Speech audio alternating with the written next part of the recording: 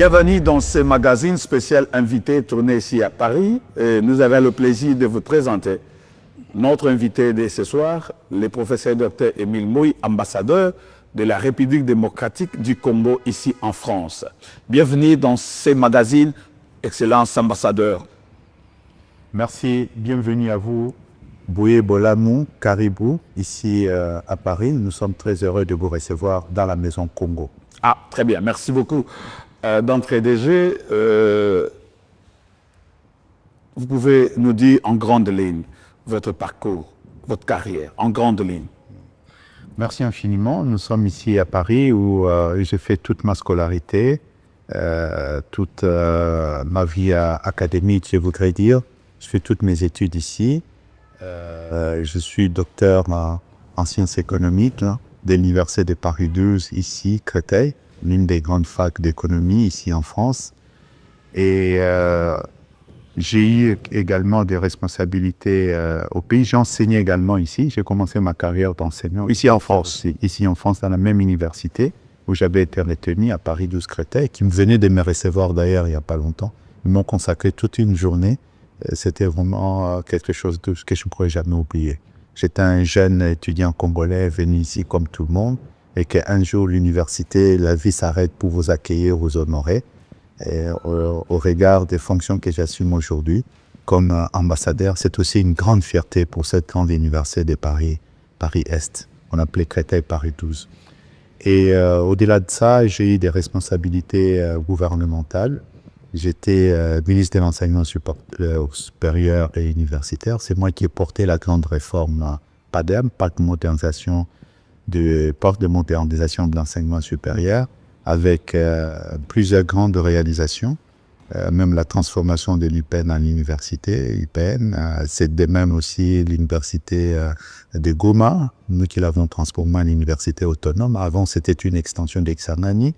Kindu également est devenu, nous l'avons autonomisé. D'avant, c'était l'extension de Lubumbashi. Vous avez aussi Mbujimaï, ainsi de suite. Et c'est l'un de programmes d'enseignement c'est en 2003, et donc qui a plus ou moins 22 ans.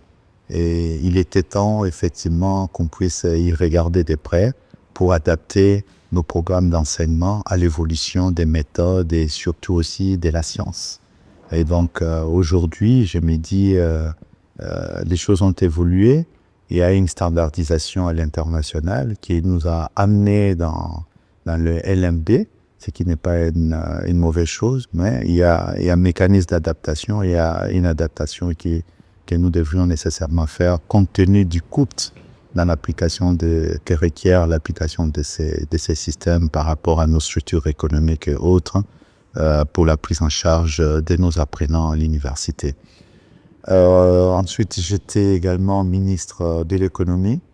Et à l'époque, je crois, beaucoup se souviennent du premier forum économique national, on n'a pas appelé FENAT, qui a boosté, qui a ouvert, on sortait d'une transition, on était dans une transition et qu'il fallait montrer que la RDC est en train de repartir économiquement. Et c'était un engouement énorme. Et ceux qui ont participé ou ceux qui s'en souviennent savent que c'était un grand événement. Ensuite, je suis passé comme directeur général de l'OGEFAM. L'OGEFAM que j'ai trouvé, j'ai trouvé un rapport d'un cabinet d'audit international, Praxis. Ces rapports demandés par le gouvernement de la République avaient prévu que cette entreprise soit fermée à partir de 2006-2007. Moi, j'arrive en 2005 et je demande aux agents de me donner quelques temps pour que j'étudie, je comprenne, parce que jusque-là, j'étais aux antipodes de cette entreprise que je connaissais ni l'objet social. Donc, je me suis mis à l'apprentissage. J'ai fait les tours quand même dans quelques 2-3 pays pour voir qu'est-ce qu'ils font, ce type d'entreprise, parce que c'est un conseil des chargeurs en fait. Et au terme de ça, j'ai publié un petit ouvrage qui s'intitule « Les défis au GEFRAN », là où j'ai décrit tout ce que je veux faire dans cette entreprise. J'ai demandé aux agents de me faire confiance. La route sera difficile, mais le bonheur est au bout de chemin. Et je pense que je suis fier en tant que Congolais et d'avoir amené cette entreprise-là, d'avoir fait l'un des fleurons du portefeuille de l'État à l'époque. Et lorsque tout ce que j'avais écrit dans mon ouvrage, Les défis aux GFM, je l'ai réalisé. La dernière fois, c'était mon plus beau rêve, ce serait que les M du maritime deviennent multimodales. C'est pour ça, quand j'ai obtenu en 2009 déjà les décrets transformant l'Office de gestion du fret maritime en Office de gestion du fret multimodal, je me suis dit, je n'ai plus rien à faire dans cette entreprise. Tout ce que j'ai prévu de faire a été fait. Les chiffres d'affaires, nous l'avons multiplié, je ne sais pas par combien, parce que quand je suis arrivé, c'était moins de 4 millions. Et quand je suis parti, on avait dépassé les 35 millions. Donc, voilà, ça c'est les années que j'appelle les années GFM. Je garde toujours une affection particulière pour les agents. Tous ça, beaucoup sont partis à la retraite aujourd'hui, avec qui on a relevé ces défis. Et je dis toujours mes encouragements à ceux qui sont là et qui continuent à porter haut la main l'étendard de cette entreprise. Ensuite, j'ai démissionné en 2011 avec un motif évident. Je suis né de la politique, je voulais rentrer également en politique.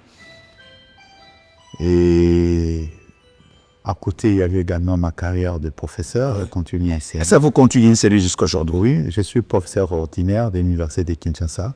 J'ai eu, après un long moment, pratiquement 11 ans de traversée de désert, j'étais élu doyen de la faculté des sciences économiques de l'Université de Kinshasa. Il faut noter le paradoxe, c'est que j'enseigne à l'UNIKIN depuis de très nombreuses années, mais c'était quand même exceptionnel dans cette université, particulièrement dans cette faculté, qui est un nom unikien, c'est-à-dire je n'ai pas étudié à l'UNIKIN, mais mes collègues m'avaient fait confiance en m'élisant à très large majorité comme doyen de la faculté. Jusqu'à aujourd'hui, vous continuez à exercer cette fonction de doyen? Non, je ne pouvais pas parce que je voulais continuer, parce que j'aimais bien.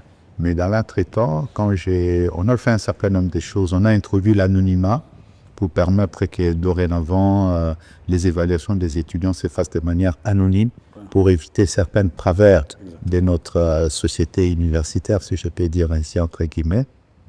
On a fait beaucoup de choses avec, pendant une année ou une année et demie, des moments avec... c'était un moment que je pourrais dire un moment de bonheur, d'être au service de mes étudiants, être au service de mes distingués collègues professeurs. On a travaillé en symbiose, j'avais une très bonne équipe comme doyen de la faculté avec mes 2 vice-doyens à l'enseignement et à la recherche, sans compter le secrétaire académique et tous les autres, même le personnel administratif aussi. Et donc on a fait quand même des grandes choses, et même sur le plan social, nous avons fait beaucoup de choses pour... mes équipes sont là et savent tout ce que nous avons fait. Ensuite, j'ai été nommé DG de l'IEC. Et l'IEC... L'Institut supérieur de commerce. L'Institut supérieur de commerce. Là aussi, on a ouvert des chantiers, on a ouvert des transformations. J'ai porté les projets de transformation de l'IEC en haute école, en HEC. HEC, Haute École de Commerce, tout simplement parce qu'il fallait donner à cet grand établissement de l'Afrique centrale, il fallait lui donner une nouvelle visibilité. Il fallait donner une visibilité, il fallait également permettre qu'il y ait ici non seulement la visibilité, mais la lisibilité.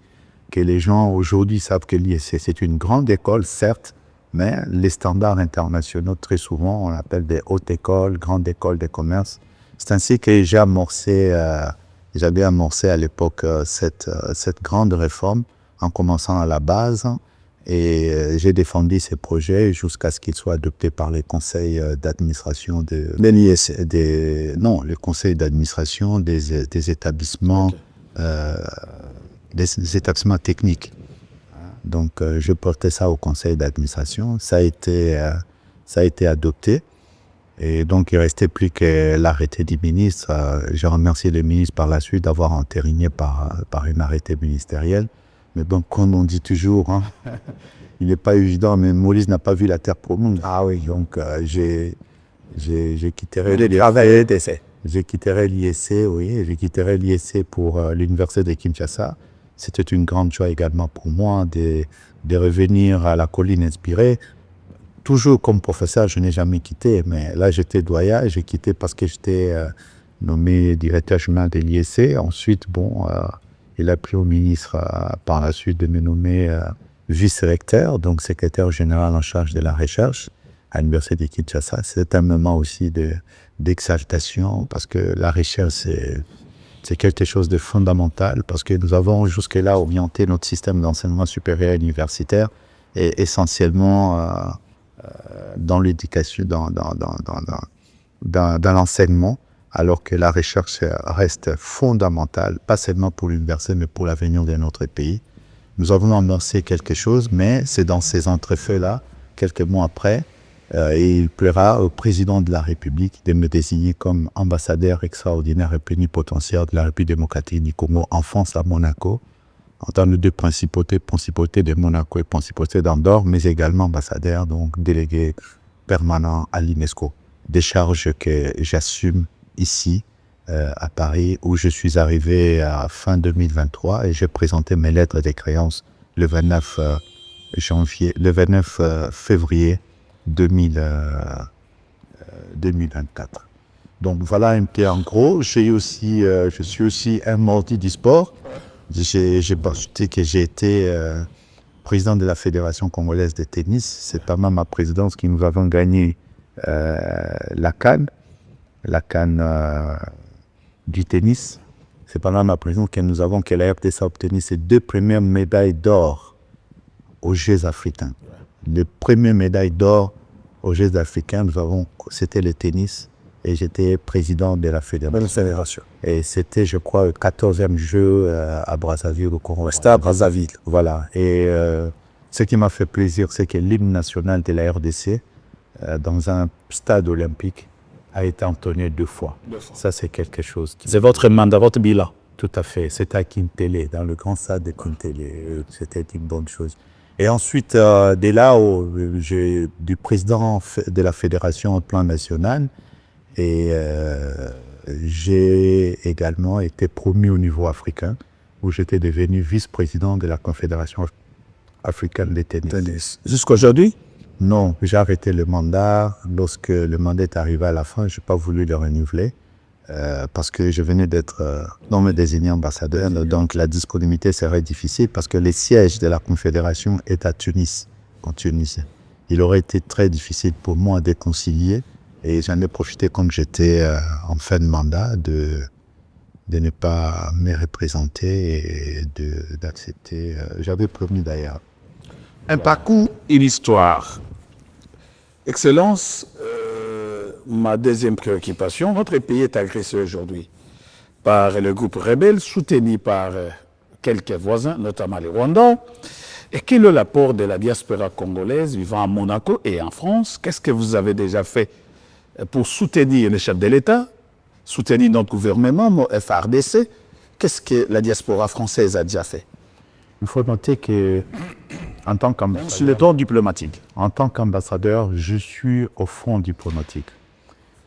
J'ai cette chance, pendant cette front diplomatique, de représenter mon pays dans un pays qui fait partie des 5 membres permanents du Conseil de sécurité. Donc des décideurs, des grands décideurs sur le plan planétaire. Il est évident que nous avons mis à profit notre présence ici pour mener vraiment une diplomatie des combats. Je veux dire combat au sens noble du terme, n'est-ce pas?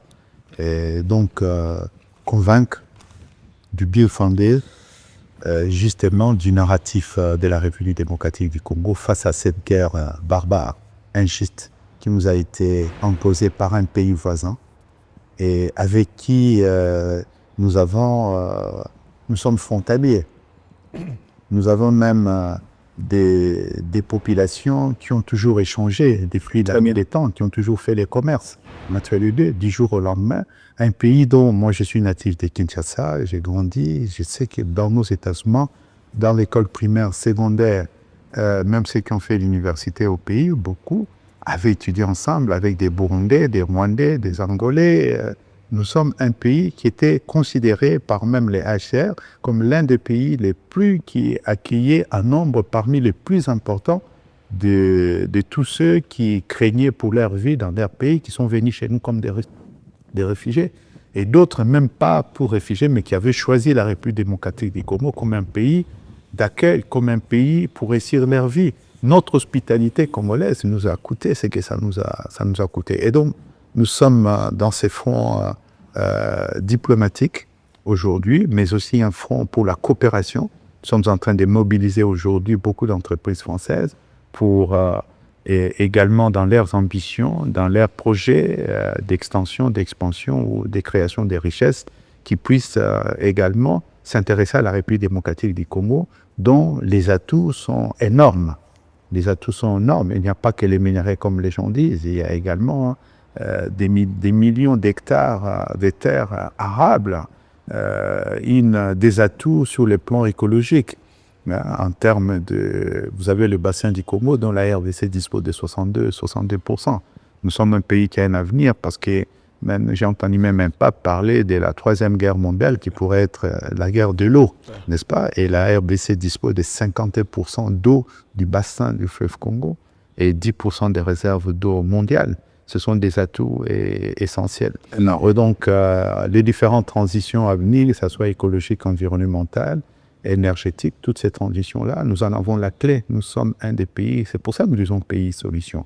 Et quand vous avez cette opportunité dans une grande capitale comme Paris, avec ce qui représente la France au niveau international, je l'ai dit, membre permanent, plume de résolution pour la RDC, et donc tout ça, il fallait le mettre à profit et montrer ce que nous représentons.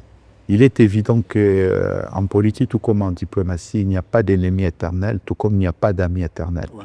Donc, il faut toujours tenir les caps. Et aujourd'hui, on se réjouit tout de même que les relations soient au bon fixe, mais la RDC pense que la France, c'est un pays qui a plusieurs leviers dans ce qui s'est passé à l'Est de la République, qu'à travers ces leviers, la France pouvait agir, continuer à agir pour faciliter. Et on se réjouit, le président français, Emmanuel Macron, lors de son dernier séjour à Madagascar, a évoqué justement le fait que la France participait à cette ceinture de facilitation pour l'aboutissement du processus en cours pour le retour de la paix dans notre pays. Et ça, c'est quelque chose qui est également intéressant. Comme je l'ai dit, c'est un levier important et il faudrait qu'il puisse peser de tout son poids pour participer en tant que facilitateur, pour rapprocher. Il a dit qu'il parlait avec le deux chefs d'État, c'est une très bonne chose parce que c'est cela qu'il faut finir par se parler. L'exemple, ils ont un bel exemple, ils sont un exemple eux-mêmes parce que ce qui s'est passé entre l'Allemagne et la France dépasse tout entendement, parce que cette capitale ici était devenue, était dirigée par l'Allemagne. Là, par humainement, n'est-ce pas, la France est occupée par l'Allemagne. Donc, on pourrait penser qu'ils resteront des ennemis éternels. Aujourd'hui, la France et l'Allemagne sont deux pays qui se sont beaucoup rapprochés, qui sont d'ailleurs le deux piliers essentiels des millions d'Européens dont nous pensons qu'ils ont vécu. Ils ont le vécu sur cette expérience, ils savent qu'il faut se parler. Tout ce que nous souhaitons, que la paix, et la paix revienne très rapidement. Parlant de la diaspora, j'ai eu le bonheur également, ici en arrivant, d'être accueilli de manière extraordinaire par cette diaspora congolaise en France. Ils se sont souvenus probablement des nombreuses années, un peu plus de 3 décennies que j'ai vécu dans ce pays, comme étudiant, ensuite comme enseignant. Et ils sont venus nombreux, ils se sont organisés pour m'accueillir au Salon Hoche. Et de là est parti quand même avec une grande relation. Une grande relation et est née également une association fêtière, les collectifs des associations et organisations des Congolais de la diaspora en France, et en sigle c'est COACOF. Et cette structure participe également, comme d'autres également, à la mobilisation des patriotes, des compatriotes congolais ici. Et il faut saluer cette mobilisation. Il n'y a pas que ceux qui sont dans les associations, tous les Congolais, notamment nos enfants, nos petits-enfants qui sont nés. À ma vie, il y a une énergie, je me soutiens, dénoncer, crier. Nous sommes réunis parce que nous en avons marre de tout ce qui se passe à l'est de la République démocratique du Congo. Ça fait 30 ans que ce conflit dure. Bon nombre de personnes ont souffert de ce conflit. Et aujourd'hui, ce que nous demandons à la communauté internationale, c'est qu'elle puisse prendre des sanctions fortes contre le régime de Paul Kagame pour qu'enfin ce conflit à l'Est puisse s'estomper une bonne fois pour toutes. Et l'apothéose de tout ça aujourd'hui, c'était le concert Solidarité Congo. Et là, je vous assure, l'événement fera date parce que cette arène-là, située à Bercy, a été plein. Accord, arrêt d'accord c'était vraiment plein. Là, nous y étions nous-mêmes. Nous étions vraiment à la perfection du bonheur. C'était nos stars planétaires qui... Les images d'ailleurs défilent. Les images à leur pays qui ont crié du fond d'eux avec force Congo. Et ça, Tu as dit la fierté, je l'ai dit et je le répète toujours, nous aimons notre pays certes, mais nous devons avoir également la fierté d'être Congolais. très bien. C'est quelque chose qui doit transpirer en chaque instant. Donc voilà un peu si je peux me résumer un tout petit peu. Donc sur le plan diplomatique, je viens de vous évoquer, j'ai été plusieurs fois auditionné et au Sénat et à l'Assemblée nationale. Nous sommes allés au front, surtout dans des organisations, partout où nous pouvons influencer pour que la cause de la RDC soit entendue. J'ai fait des conférences à l'Assemblée, j'ai fait des conférences dans les universités, dans les grandes écoles ici. On a organisé des rencontres avec la communauté congolaise pour relancer cet éveil patriotique qui est essentiel aujourd'hui. L'éveil patriotique est essentiel. C'est pas seulement pour aujourd'hui. Pour jamais, si on veut que notre pays reste uni dans ses frontières, c'est qu'il y a la volonté, la foi que nous avons tous en tant que Congolais. Il faudrait vraiment tenir à cet éveil patriotique permanent et les transmettre de génération en génération. Je pense que vous allez encore écrire un livre par rapport à ça. Vous y pensez déjà? Que vous aimez souvent écrire. Alors, Excellence, merci. Il y a une autre question. On est en train de chiter. Notre ambassade se trouve au 8e arrondissement, le quartier le plus hypé de l'Île-de-France. Il y a 5 ans, on était ici. Mais nous sommes arrivés. Personnellement, j'étais surpris. J'étais surpris de constater des changements sur tous les plans. D'abord, l'administration, en commençant par la sécurité, l'accueil. J'ai vu même des Français être accueillis pour obtenir leur visa. Et vous serez peut-être choqués de vous dire que, je cite pas son nom, une sœur qui travaille ici a dit à ce Français, il a dit, il y a tel document qui manque, je ne peux pas accepter. Et le Français est retourné. Et aussi, on a vu la modification des bâtiments. Je dis, il y a 5 ans, ce n'était pas comme ça. Je crois que les images passent déjà, ils veulent des images. Et le rez-de-chaussée, le premier niveau, là où nous sommes, magnifique. Qu'est-ce que vous avez fait? Il y a 2 ans, vous êtes nommé, qu'est-ce que vous avez fait? Où avez-vous trouvé de l'argent? Et c'est là, pour cette modification. Vous pouvez donner la fierté à notre pays. C'est le lieu d'accueil. Tout le monde nous recommande aujourd'hui, nous pose la question, quelle est la magie qui a été faite? Améliorer la qualité de service rendue aux compatriotes. Quand les compatriotes vivent à l'étranger, ils sont l'objet parfois des choses qui peuvent appeler, entre guillemets, tracasseries. N'est-ce pas? On leur demande tel papier, et les délais sont souvent assez courts pour qu'ils aillent présenter ces papiers. Et quand ils arrivent ici, si nous aussi ne faisons pas preuve de diligence pour rencontrer leurs préoccupations, alors à ces moments-là, ça serait, c'est ça qui rend rédhibitoire justement la présence ou parfois des actes de violence qu'on a constatés dans le passé. Aujourd'hui, nous sommes à leur disposition, nous les accueillons, nous sommes à leur écoute et parfois même, moi-même, je descends assez régulièrement pour voir si tout passe très bien. Je parle avec mes compatriotes parce que, après tout, je suis que Congolais. Il y a un compatriote qui avait un problème, qui se sentait un peu, qui ne savait pas trouver une solution. Et je lui ai dit, montez avec moi. Il est monté, je crois que vous avez vu un monsieur qui m'attendait seulement à Chapeau. Je l'ai vu, il m'a expliqué son problème. J'ai pris en compte sa préoccupation et probablement on trouvera une solution appropriée. C'est ça qui fait qu'aujourd'hui, il y a le retour au bercail, il y a le retour à la maison. Les compatriotes, c'est une grande joie pour moi. Et ce qu'on a fait ici... Les salles d'attente sont réelles. Oui. Et ce qu'on a fait ici, vous avez vu toute cette mutation, toute cette transformation, c'est quand on vous envoie comme diplomate, bon, quand m'envoyer comme diplomate, je sais que la diplomatie est d'essence aristocratique. C'est un métier de l'apparat. Il y a l'apparat. Peut faire les tours ici, de voir les différentes ambassades, demander même à visiter. Vous verrez vous-même, la première chose qui vous attire, c'est la manière dont ils sont organisés, évidemment. C'est les cadres dans lesquels ils sont. Ça participe aussi à l'image de marque de notre pays. Ici, nous sommes à Paris, on n'est pas dans n'importe quelle capitale. Et donc, cette image de marque était essentielle. Je pensais à nos dirigeants de l'époque qui s'étaient donné cette peine-là d'installer l'ambassade dans ce triangle merveilleux du 8e arrondissement, Samba premier, en face de la Seine ici. D'ailleurs, tout près de Tour Eiffel. D'ailleurs, quand je voyage, je dis à mes diplomates ici, allez veiller sur la Seine, regardez que moi la Seine. Donc, de ce point de vue-là, c'était ma première conquête. C'était la première obligation que je me suis donnée, de dire il faut donner un visage. C'est le visage de la République. Même les drapeaux, on a changé. On a mis un drapeau pimpant neuf qui était là, qui flotte, qui fait plaisir à voir, même ceux qui passent dans le véhicule, avec le véhicule ici dans la cour ou à pied. Et donc, nous avons commencé. Je me suis dit, si je prends l'ambition, parce qu'ici, ça fait une année que je suis là, si je prends l'ambition de tout faire en un seul jour, je n'y arriverai pas.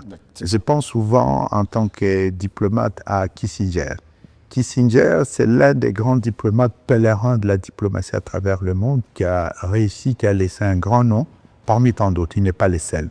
Simplement, il avait cette stratégie des petits pas. La diplomatie, on appelle ça la diplomatie des petits pas. On était encore de trop jeunes, même adolescents, quand ils exerçaient les Kissinger à l'époque. Et je me suis dit, si je pars avec un projet de réhabilitation totale de l'immeuble sur les trois niveaux, ça va être... nous sommes en guerre, le pays est en guerre. Effectivement, je me suis référé au président de la République, aux membres du gouvernement, à travers mon ministère des Affaires étrangères, qui a pris les dossiers à cœur et qui a fait les nécessaires pour que, à défaut d'avoir tout ce qu'il faut pour faire tous les bâtiments, le peu qu'on a eu, et je crois que ça nous a étonnés nous-mêmes, avec le peu qu'on a eu, d'avoir fait tout ce qu'on a fait. Ça a été rez-de-chaussée, premier niveau. Quand les gens voient, ici c'est l'essentiel. Là, c'est ça. C'est l'essentiel parce que c'est ici qu'il y a la salle, ici que vous voyez la salle de banquet. C'est cette grande salle où nous faisons des conférences, où nous accueillons. Quand les gens arrivent, ils nous jugent. Le rez-de-chaussée, quand la personne arrive, entre, monte, c'est très important. C'est ici que se trouvent les bureaux et les attenants du bureau de l'ambassadeur, le secrétariat, la petite salle d'attente, ainsi de suite. Donc, il fallait quand même que là où l'image de la République est la plus... là où effectivement on expose l'image de la République, parce que c'est ici qu'on accueille les officiels, c'est dans cette salle que nous allons célébrer le 1er 30 juin de mon avènement ici, et le 30 juin également ici, nous allons célébrer le 30 juin à l'ambassade. Ici, nous recevons les ambassadeurs, les collègues, les officiels, et puis nous avons un fonds qui est assez balèze derrière, avec les compatriotes, et là nous fêtons à la congolaise. Je crois que cette fois-ci, comme Mouvel 6 viendra. Avec un grand... Mais Excellence, il y a les étrangers, je ne dis pas les Congolais, les étrangers qui vous acquisent, les étrangers vivant ici en France, c'est-à-dire le Français, le Belge. Ils disent, il y a 5 ans, pour obtenir le visa le plus facile, c'était le visa de la RDC. C'est-à-dire tu viens à 8h, 8h30, tu as le visa. Mais il dit, depuis que le professeur est là, pour obtenir le visa, se rendre à la RDC, il y a maintenant du sérieux. Il y a maintenant, il faut remplir les critères, les conditions. Ah, oui. Mais qu'est-ce qui a fait que vous avez bloqué? On n'a rien bloqué, tout simplement. Nous sommes un pays qui respecte la souveraineté des autres. Et nous pensons que ces domaines-là sont des domaines de souveraineté. Le visa d'un pays, c'est un acte de souveraineté qui doit également être respecté. Et respecter, ça signifie quoi? Il y a quelques modalités basiques, simples. Vous ne pouvez pas venir solliciter un visa simplement avec un passeport, sans savoir quand vous arrivez au pays, où est-ce que vous allez habiter? Est-ce que vous êtes invité? Est-ce que vous allez en touriste? Ce sont ces petites formalités-là que nous faisons d'ailleurs allègrement. Vous-même aussi. Vous allez, c'est la moindre des choses. Tu as eu des visas français, eu les visas de l'Union européenne. Vous venez de faire un témoignage ici. Vous avez vu notre personnel qui accueille tout le monde. Ce nom vient de Répondre, c'est pas important, mais partir à ça, c'est le plus important. Et répondre à un requérant étranger que, régulièrement, nous avons reçu votre dossier, mais il manque ceci.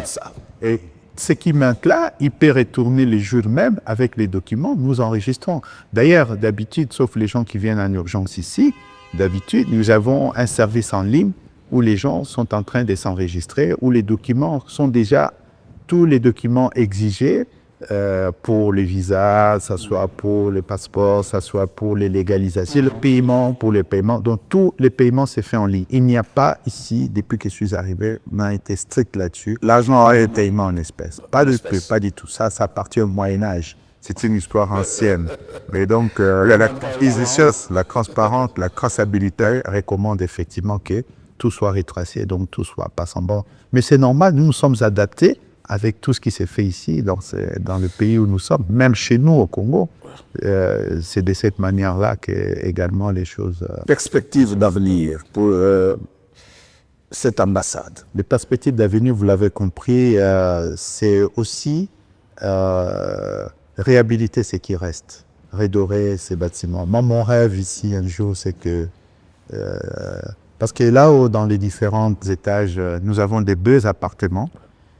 Cet immeuble, si les informations qui m'ont été données sont exactes, parce que je cherche à recouper, mais les premières informations que j'ai, c'est que ces bâtiments ici a vécu une famille noble de l'aristocratie, dont notamment la veuve Chirac, Madame de Courcelles. Et ici, c'était la maison de cette dynastie des Courcelles. Et donc, c'est un bâtiment dont vous voyez aux normes haussmanniennes. Et nos rêves, c'est que nous puissions achever la réhabilitation de ces patrimoines de l'État. Vous savez, en économie, c'est pas un cours d'économie que je veux faire. Dans l'économie, très souvent, on parle du produit intérieur brut, le PIB, n'est-ce pas? L'ensemble des richesses qui sont créées en une année. Il y a aussi le PNB, l'ensemble des richesses que dispose le pays, même en patrimoine, également à l'étranger, est comptabilisé dans le PNB. C'est important. Cet immeuble réhabilité, valorisé, ici dans le 8e arrondissement, dont on connaît combien ça coûte par mètre carré.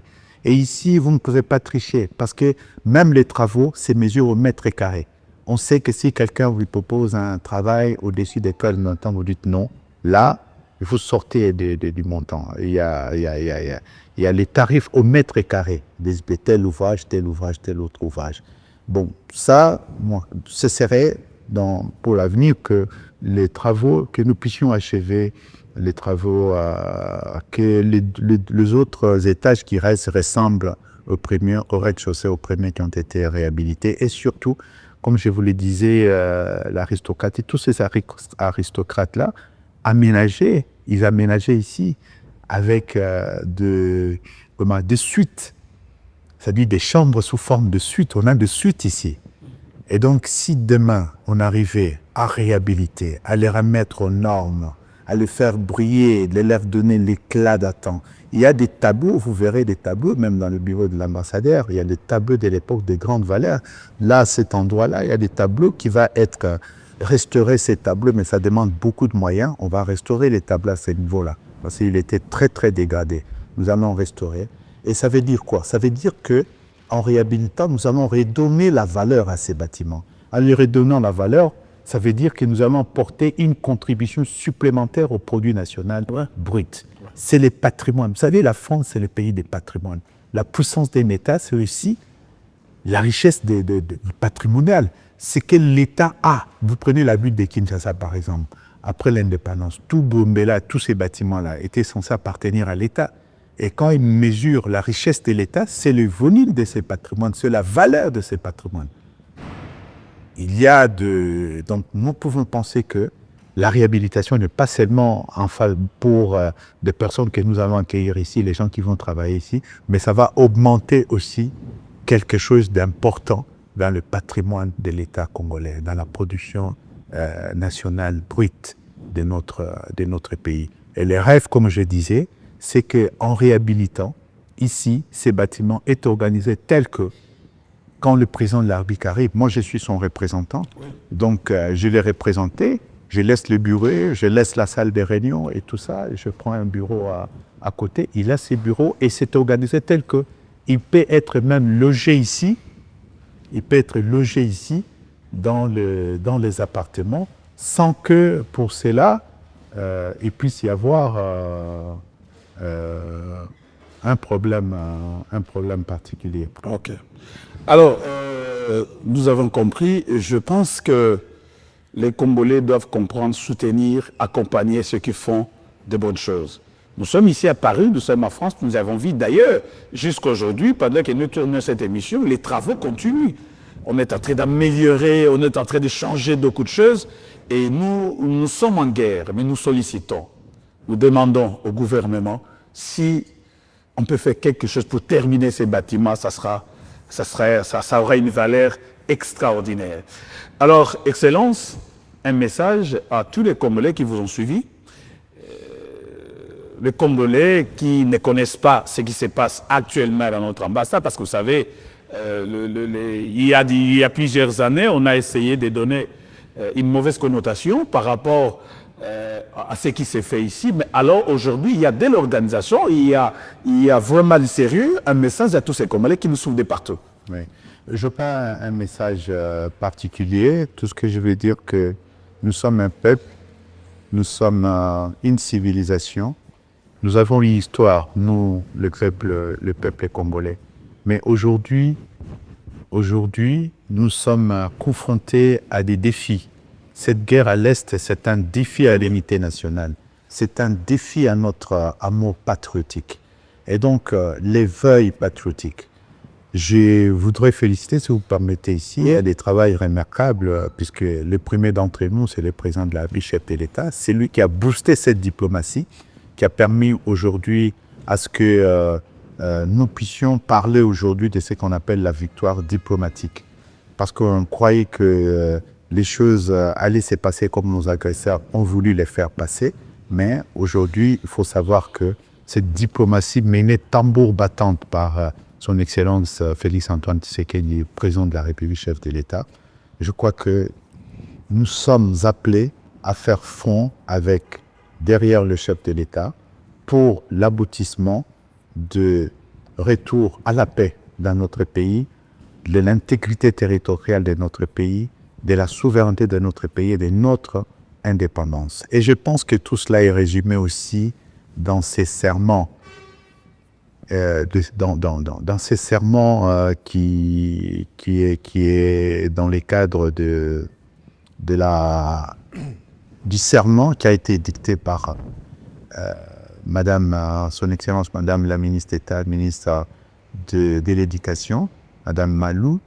Et nous pensons que tout ce que je peux dire est résumé dans ces serments, que chacun des Congolais doit porter ces serments. Et j'en suis très fier quand j'écoute également ma distinguée ministre, son Excellence Madame la ministre d'État, ministre des Affaires étrangères, coopération internationale et francophonie, également pour les combats, la bataille qu'il est en train de mener sur ces fronts tracés par le président de la République et relayés par elle, et que nous relayons également, et à tous ceux qui sont à ses côtés, ministre délégué à la francophonie, à la coopération internationale, Madame la vice-ministre des Affaires étrangères, à la coopération et à la coopération. Donc, c'est un travail d'équipe, c'est cette équipe, et tout ce que nous faisons, c'est de relayer.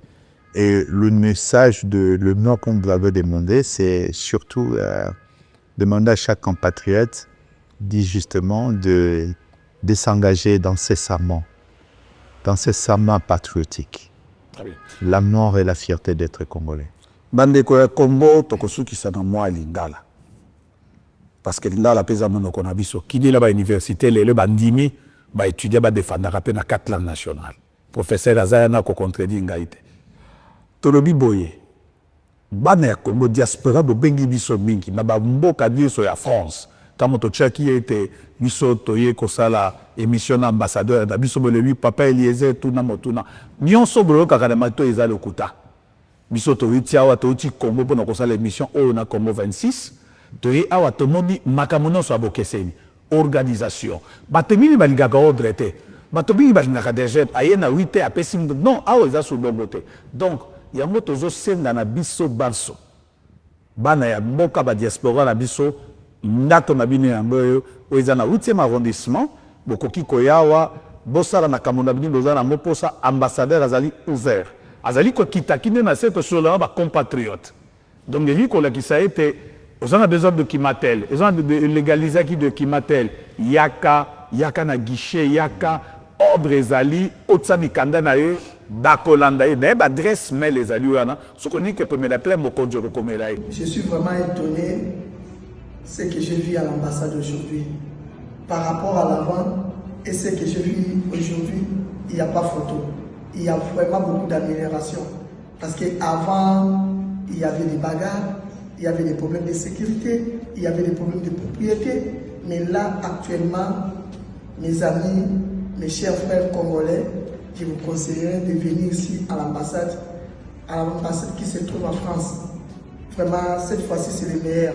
Pona bandeko bana Congo, oui, requérant na biso c'est vrai les kamoza kutungisa pe mwa mingi eza kopesa ngai numéro pe passi eza likambo ya passeport. Très bien. Na bandi bozali kolanda ke tata mokonzi na mibeko apesaki na mitindo apesaki lelo oyo société oyo tozalaki nango liboso pona fabriquer ba passeport ya sika eza koya de façon à ce que ba améliorer misala to joa ba passeport facilement.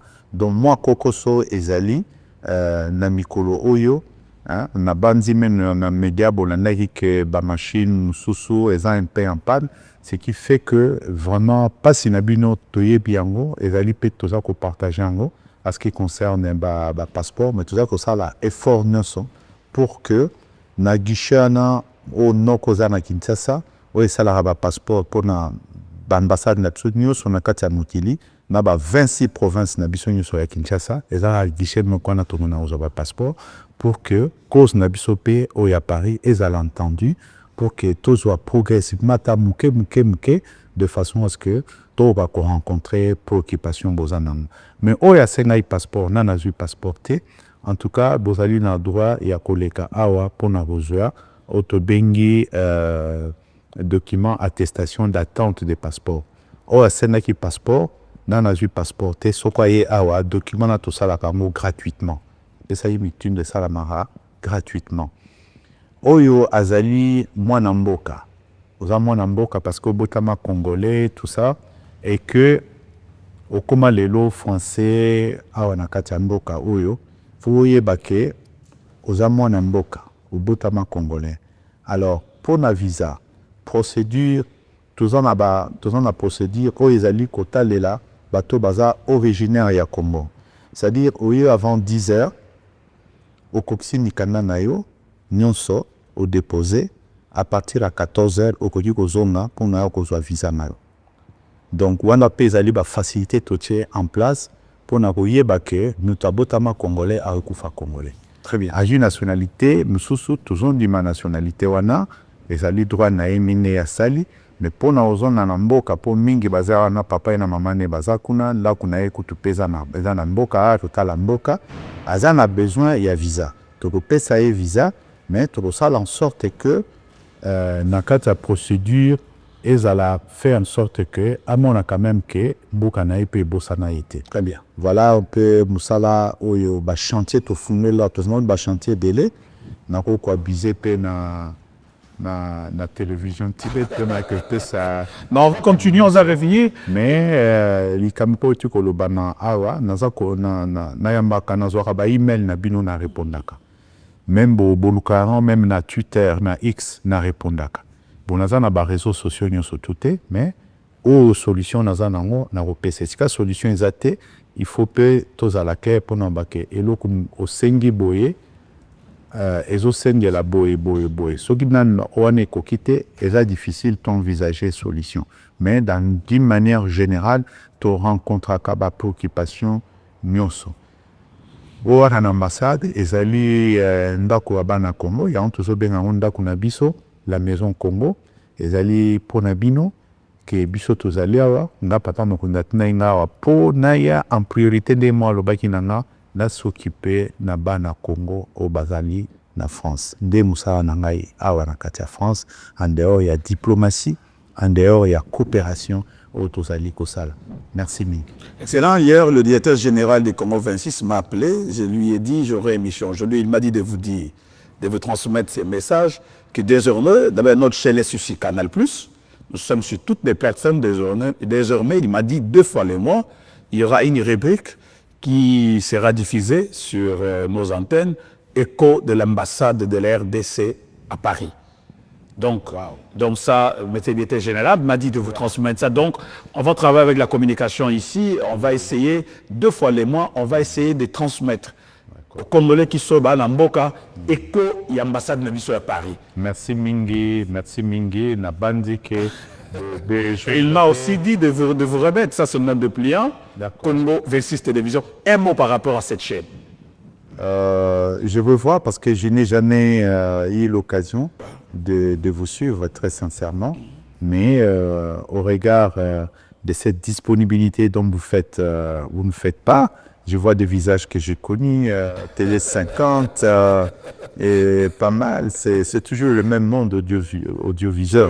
Donc je suis très flatté de découvrir cette jeune chaîne, vous dites la chaîne de l'unité nationale. Très bien. C'est plus qu'un slogan. C'est maison comme nous aussi. C'est un engagement.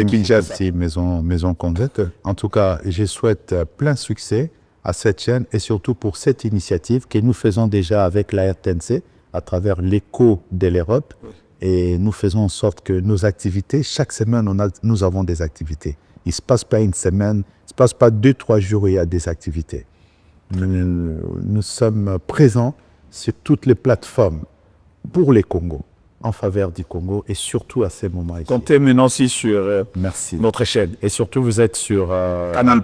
Canal+. Nous sommes sur Sadagit. C'est Escave Bissimois, directeur général de ma part. Okay. Dites-lui vraiment toutes mes salutations patriotiques. Merci, chers amis téléspectateurs. Je dis merci à tous ceux qui nous ont suivis. Cette émission est terminée. Même sur les programmes sur nos antennes. Au revoir.